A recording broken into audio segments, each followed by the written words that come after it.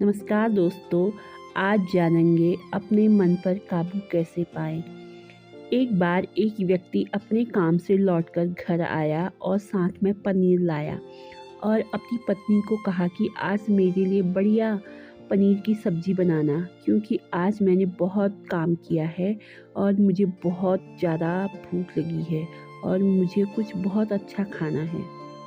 उसकी पत्नी कमरे से बाहर आई और पनीर लिया और कहा कि बिल्कुल, आप हाथ पैर धोकर तैयार हो जाइए, मैं आपके लिए बहुत ही स्वादिष्ट सा खाना बनाती हूँ। वो व्यक्ति फ्रेश हो गया और टीवी देखने लगा और इंतज़ार करने लगा सब्जी के बनने का, ताकि वो उसे खा सके। किचन से बहुत अच्छी खुशबू आ रही थी। वो व्यक्ति बस सोच रहा था कि जल्दी से खाना बन जाए ताकि मैं अपनी भूख को मिटा सकूं। लगभग 1 घंटे के बाद खाना बनकर तैयार हो गया। स्वादिष्ट सा भोजन अब खाना लगने ही वाला था कि उस व्यक्ति ने अपनी पत्नी से पूछा कि खाने में नींबू है कि नहीं, क्योंकि मुझे पनीर की सब्जी में नींबू डालकर खाना है। लेकिन पत्नी ने कहा कि नींबू तो ख़त्म हो गए, आपसे कहा था कि नींबू लाना, लेकिन आप भूल गए। व्यक्ति ने अपनी पत्नी से कहा कि रुको रुको, अभी खाना मत लगाओ, क्योंकि नींबू के बिना खाने में बिल्कुल मज़ा नहीं आएगा। तो मैं अभी गया और अभी नींबू लेकर आया।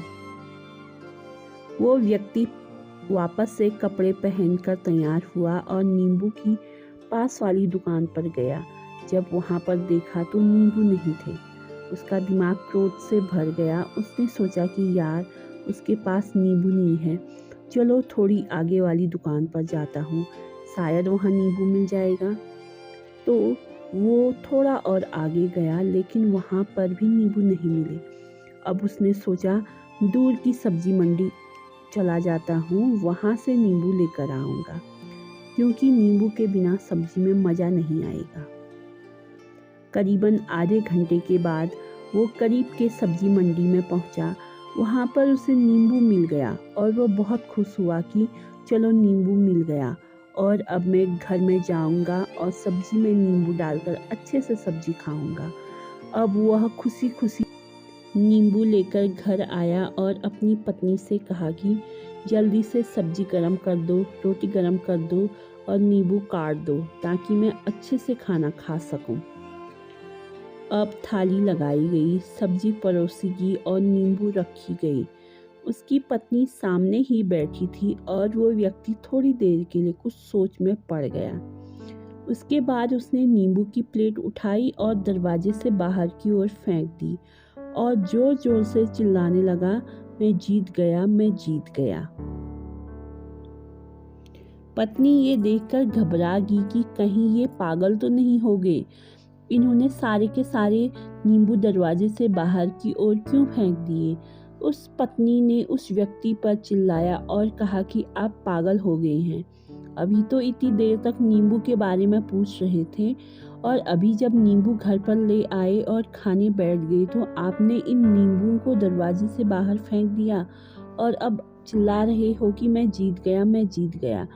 पत्नी पूछी, आप किस चीज़ में जीत गए, हुआ क्या?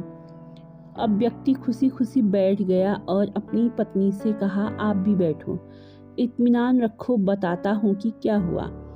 आज सुबह से ही मेरी जीत मुझे अपने बस में करने की कोशिश कर रही थी।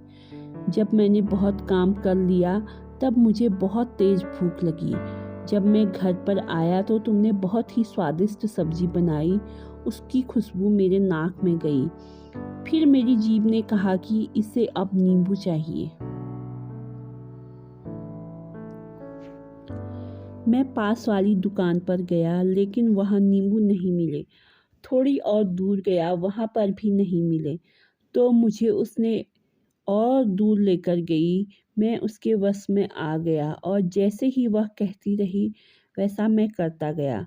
अब मैं वैसा ही करता गया जैसा वो मुझसे करवाती गई, लेकिन अंत में मैंने विजय प्राप्त कर ली।